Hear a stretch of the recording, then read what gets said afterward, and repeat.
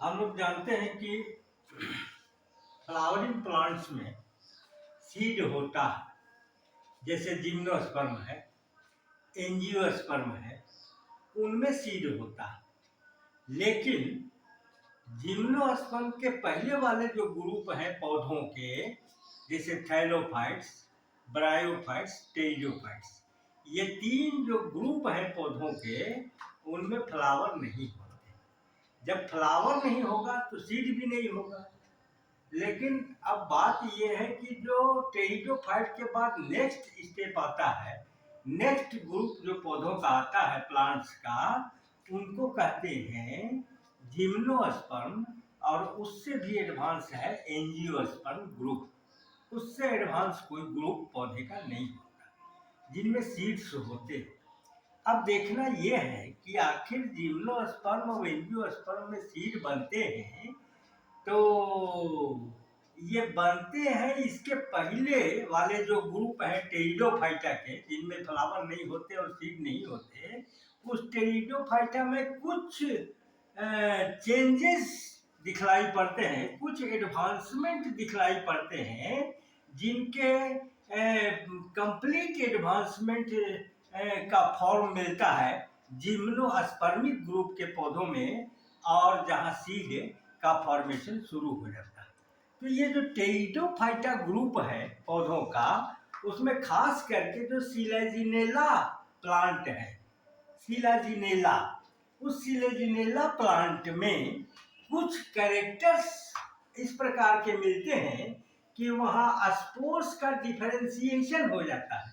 वहाँ दो प्रकार के स्पोर्स मिलते हैं, माइक्रोस्पोर्स और मेगास्पोर्स। जैसे जिम्नोस्पर्म एंजियोस्पर्म में मेगास्पोर्स फीमेल स्पोर और माइक्रोस्पोर मेल स्पोर का फॉर्मेशन होता है, वैसे ही यहाँ भी सिलेजिनेला में मेगास्पोर्स फीमेल स्पोर और माइक्रोस्पोर मेल स्पोर का फॉर्मेशन होता है। इसी को कहते हैं हेटेरोस्पोरी। सिलेजिनेला में दो प्रकार के स्पोर्स का निर्माण होता है, फॉर्मेशन होता है, जिसको कहते हैं हेटेरोस्पोरी।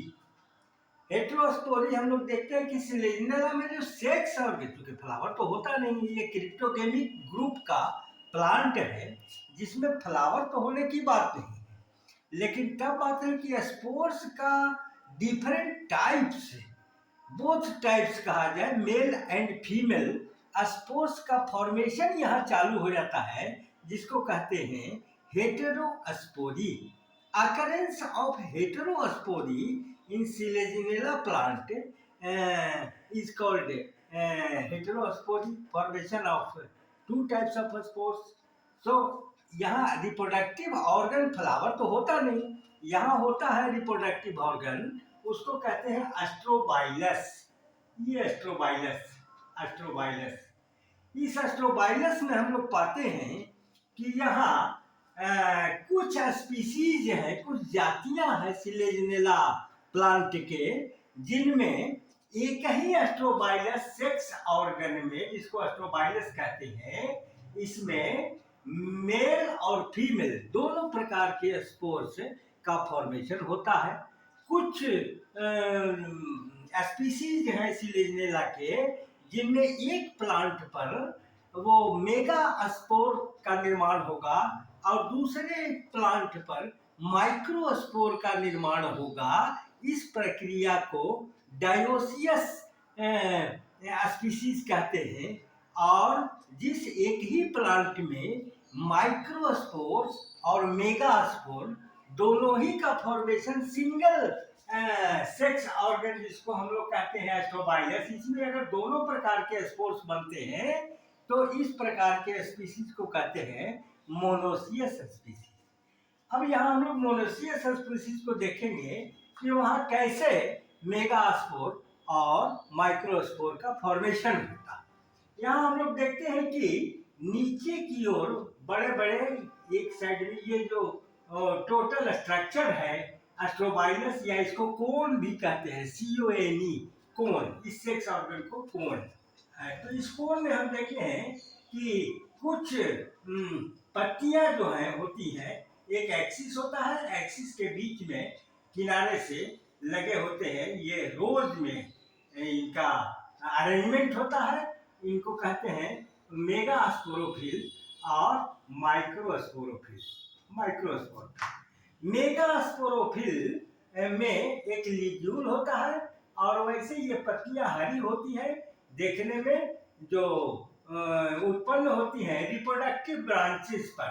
ये टोटल प्लांट जो है सिलेजनेला का, ये प्रोस्टेट होता है, जमीन में सटा हुआ रहता है, और ह्यूमिड वातावरण में, रॉक में, फील्ड में, दीवार पर जहाँ ह्यूमिडिटी मिलती है वहाँ ये डेवलप करते हैं, और इनमें जो रिप्रोडक्टिव ब्रांचेज हैं उन पर इस प्रकार का स्ट्रक्चर मिलता है, जिसको कहते हैं एस्ट्रोबाइलस। इस एस्ट्रोबाइलस में हम लोग देखते हैं कि मेगा स्पोरोफिल, ये मेगा स्पोरोफिल, मेगा स्पोरोफिल। इस मेगा स्पोरोफिल में एक लीग्यूल, एक पॉइंटेड स्ट्रक्चर होता है, और इस पॉइंटेड स्ट्रक्चर से लगा हुआ होता है एक स्टाक, ये स्टाक है, और इस स्टाक का ऊपर में कैप्सूल नुमा फूला हुआ सोलेन स्ट्रक्चर होता है, जिसको कहते हैं मेगा स्पोरेंजियम। अब इस मेगा स्पोरेंजियम में 16 मेगा स्पोर्स, ये मेगा स्पोर्स 16 की संख्या में यहाँ पाए जाते हैं।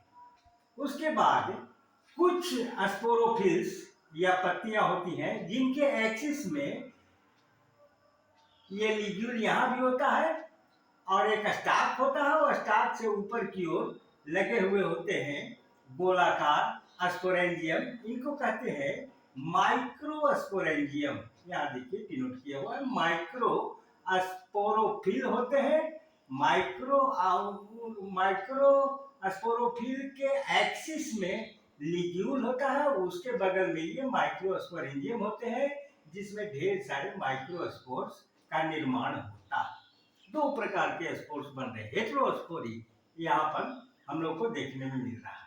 उसके बाद ये जो टोटल स्ट्रक्चर है एस्ट्रोबाइलस का, ये होता है स्पोरोफाइट। स्पोरोफाइट का मतलब हो गया कि जिनके सेल्स में क्रोमोसोम की संख्या 2x डिप्लॉइड होगी। ये total structure is diploid, and hence it is called a sporophytic structure. A sporophyte. This represents the sporophytic phase in the life cycle of Sileginella. Clear? अब इस मेगा स्पोरेंजियम के जो mega spores हैं, mega sporangium के अंदर ये mega spores 16 की संख्या में होते हैं, 16 की संख्या में। ये 16 की संख्या में होते हैं, जिसमें एक ही फंक्शनल होता है, और बाकी जो है 15 मेगा स्पोर्स वो डिजेनरेट कर जाते हैं, खत्म हो जाते हैं, और जो फंक्शनल बचता है एक ठो मेगा स्पोर, ये जर्मिनेट करता है, और जर्मिनेट करने के बाद इसमें 3 न्यूक्लियर डिवीजन होता है। ये मियोसिस से ये जो फंक्शनल यहाँ बचा, इसमें मियोसिस हो जाता है, रिडक्शन डिवीजन, और रिडक्शन डिवीजन के फलस्वरूप यहाँ जितने भी न्यूक्लियाई बनते हैं वो सब के सब हैप्लोइड होते हैं। गैमेटोफाइटिक स्टेज यहाँ रिडक्शन डिवीजन या मियोसिस होने के बाद शुरू हो जाता है। इसमें बार बार डिवीजन होता है, और डिवीजन होने के बाद ये जब मेगा स्पोरेंजियम की दीवार से बाहर आते, इनमें डिवीजन होता है, रिडक्शन, और रिडक्शन के बाद सिंपल माइटोसिस के द्वारा ढेर सारे न्यूक्लियाई बन जाते हैं, और बाद में डिवाइड करके इप्रोथेलियल टिश्यू का निर्माण करते हैं, जिसमें एक एम्ब्रियो का निर्माण और सस्पेंशन एम्ब्रियो के साथ लगा हुआ होता है, एक एग सेल होता है, और एक आर्चिगोनियम थोड़ा गड्ढानुमा स्ट्रक्चर का निर्माण हो जाता है यहाँ ओपनिंग के पास, इसको कहते हैं आर्चिगोनियम।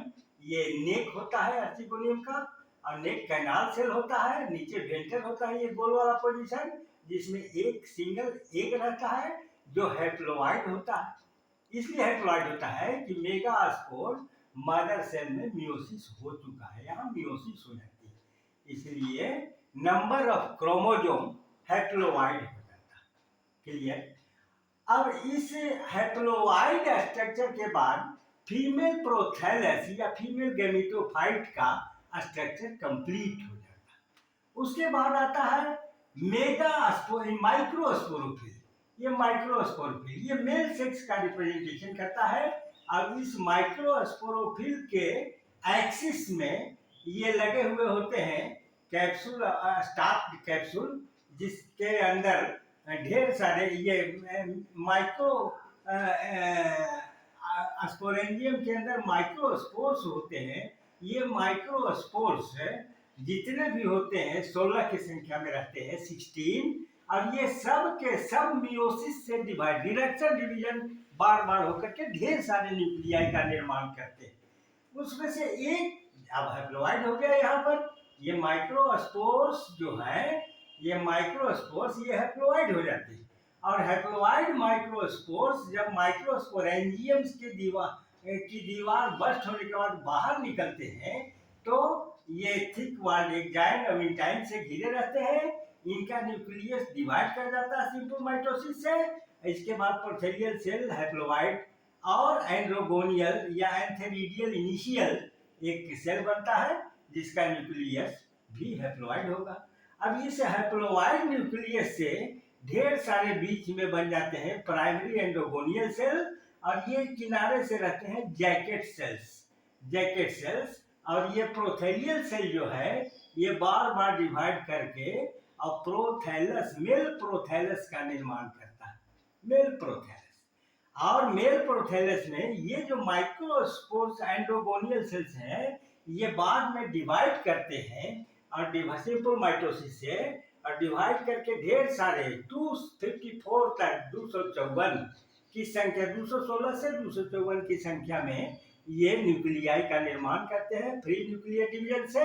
और ढेर सारे स्पर्म मदर सेल या माइक्रोस्पोर मदर सेल का निर्माण हो जाता है। और ये माइक्रोस्पोर मदर सेल्स जो है वो टर्मिनेट कर, उनके अगल बगल साइटोप्लाज्म का कवरिंग आ जाती है। यहाँ ये साइटोप्लाज्म से घिर जाते हैं हर एक माइक्रोस्पोर मदर सेल। और उसके बाद ये बाइफ्लैजिलेट इलोंगेटेड यूनिन्यूक्लिएट ये हैप्लॉइड होते हैं, यूनिन्यूक्लिएट बाइसिलिएट स्पर्म्स या एंथेरोजोआइट्स का निर्माण करते हैं। और ये एंथेरोजोआइट्स वाटर फिल्म, पानी के थ्रू, वाटर मस्ट है इनके फर्टिलाइजेशन के लिए, और ये मूव कर जाते हैं यहाँ एक के पास आर्चिगोनियम के नेक से, ओपनिंग से ये यहाँ इन कर जाते हैं। और इन करने के बाद ये यहाँ इन कर जाते हैं, और इन करने के बाद ये इन कर जाते हैं और यहाँ फ्यूजन हो जाता है, फर्टिलाइजेशन हो जाता है। मेल और फीमेल एंथेरोजोआइड एक का फ्यूजन हो जाता है। और फ्यूजन होने के बाद ये दोनों डिप्लोइड स्ट्रक्चर बना देते हैं। और अब यहाँ पर एक की जगह लिखा जाएगा oospore या जाइगोट, ये 2x हो जाता है। हैप्लोइड एंथेरोजोआइड 2x स्ट्रक्चर में ये परिवर्तित हो जाता है। जब 2x स्ट्रक्चर यहाँ हो जाता है फर्टिलाइजेशन कंप्लीट, उसके बाद ये प्रोथेलियल सेल्स और बड़ा हो जाता है बार बार डिवाइड करके, और ये एम्ब्रियो का निर्माण हो जाता है, यहाँ फॉर्मेशन हो जाता है, जिसमें एक सस्पेंसर होता है जो हाईली एडवांस सीड प्लांट जो जिम्नोस्पर्म एंजियोस्पर्म के होते हैं वैसा दिखलाई पड़ता है।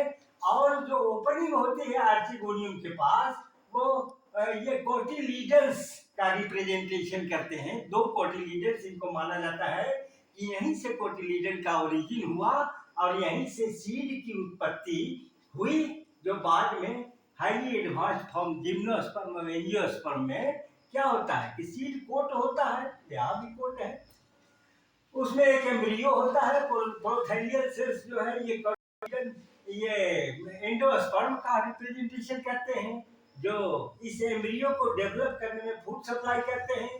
एक एम्ब्रियो क्लियर कट यहाँ फॉर्मेशन हो जाता है, जिसके ऊपर सस्पेंसर इलोंगेटेड स्ट्रक्चर डेवलप कर जाता है, और उसमें एक जाइगोट होता है, और फिर कुछ राइजोइड्स, जिनको राइजोफोर हम लोग कहे थे, ये राइजोइड्स का फॉर्मेशन हो जाता है। रूट लाइन का स्ट्रक्चर है जो रूट का काम करते हैं। और इस प्रकार ये फीमेल प्रोथैलस और ये मेल प्रोथैलस और फीमेल प्रोथैलस की सहायता से सेक्सुअल रिप्रोडक्शन यहाँ होता है, जिससे इस प्रकार का सीड हैबिट डेवलप करता है। इसी को कहते हैं कि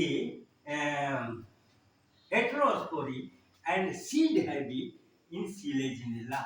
इसके बाद जो फ्लावरिंग ग्रुप शुरू होते हैं जिम्नोस्पर्म और एंजियोस्पर्म के, उनमें क्लियर कट सीड होता है जिसमें सीड कोट रहता है और सीड कोट के अंदर माइक्रोपाइल होता है उसकी ओपनिंग सीड की, और उसमें एम्ब्रियो रहता है, कॉटिलीडन्स होते हैं, एंडोस्पर्म होते हैं, एक्सिस होता है और टोटल चीज यहाँ लिग्यूल है।